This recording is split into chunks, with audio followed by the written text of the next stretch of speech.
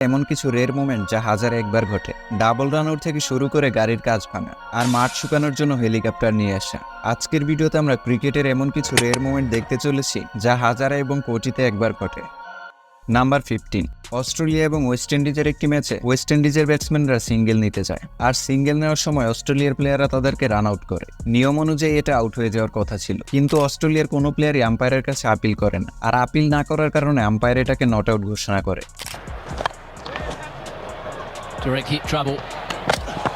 তারপর এটা নিয়ে আম্পায়ার এবং অস্ট্রেলিয়া প্লেয়ারদের মধ্যে অনেক কথা কাটাকাটি হয়।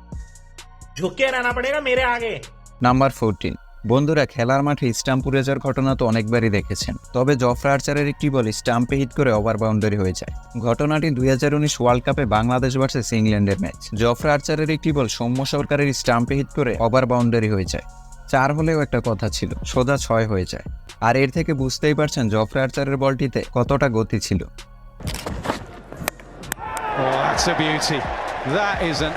নাম্বার 13, ইন্ডিয়া ভার্সেস অস্ট্রেলিয়ার একটি ম্যাচে ব্যাটিং করছিল ডেভিড ওয়ার্নার, আর তখন বোলিংয়ে আসে আশ্বিন। তো আমরা তো সবাই জানি যে ডেভিড ওয়ার্নার বাম হাতে ব্যাটিং করে থাকে, তবে আশ্বিনের বলগুলো খেলতে অসুবিধা হওয়ায় সে ডান হাতে ব্যাটিং শুরু করে, আর এভাবে রাইট হ্যান্ড লেফট হ্যান্ডের চক্করে পরবর্তীতে সে এলবিডব্লিউ আউট হয়। আর এটা শুধু এবারই প্রথম নয়, বিপিএলও একবার সে ব্যাটিং সুইচ করেছিল।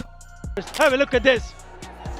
This is David Warner, and he's batting right hand, and he hit that. Number 12, খেলার মাঠে তো প্লেয়ারদেরকে প্রায় ইনজুরিতে পড়তে দেখা যায়, তবে এরকম কিছু হয়তো আপনি এর আগে কখনো দেখেননি। ইন্ডিয়া ভার্সেস ইংল্যান্ড ম্যাচে জাদেজার একটি বলে লিয়াম লিভিংস্টন অফসাইডে শট খেলে, আর বলটিকে ক্যাচ ধরার জন্য রোহিত শর্মা ঝাঁপিয়ে পড়ে। অবশ্য ক্যাচটি সে ধরতে পারে না, কিন্তু বলটি তার হাতে আঘাত করে, যার ফলে তার শোল্ডার ডিসলোকেট হয়ে যায়। আর এই সকল ইনজুরি খুবই পেইনফুল হয়ে থাকে, যা রিকভার করতেও কয়েক মাস সময় লেগে যায়। কিন্তু রোহিত শর্মা ব্যথাকে তোয়াক্কা না করে নিজেই নিজের শোল্ডার আবার ঠিক জায়গায় নিয়ে আসে। Ouch. What's he done there? Ooh.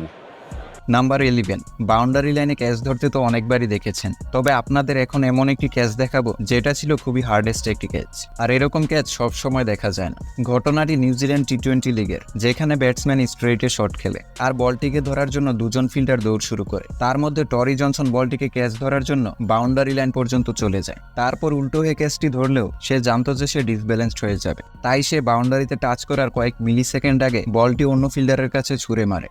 Top is it? Has it got enough? Oh, what a catch! Yes! Number 10, double run out. ঘটনাটি 2022 বিপিএল এ খুলনা টাইগার্স ভার্সেস ঢাকার একটি ম্যাচে, যেখানে আন্দ্রে রাসেল শট খেলে সিঙ্গেল নিতে যায়, আর ফিল্ডার তখন বলটি কুড়িয়ে স্টাম্পে থ্রো করে। তারপর বলটি ব্যাটিং প্রান্তে থাকা স্টাম্পে হিট করে বোলিং প্রান্তের স্টাম্পে এসেও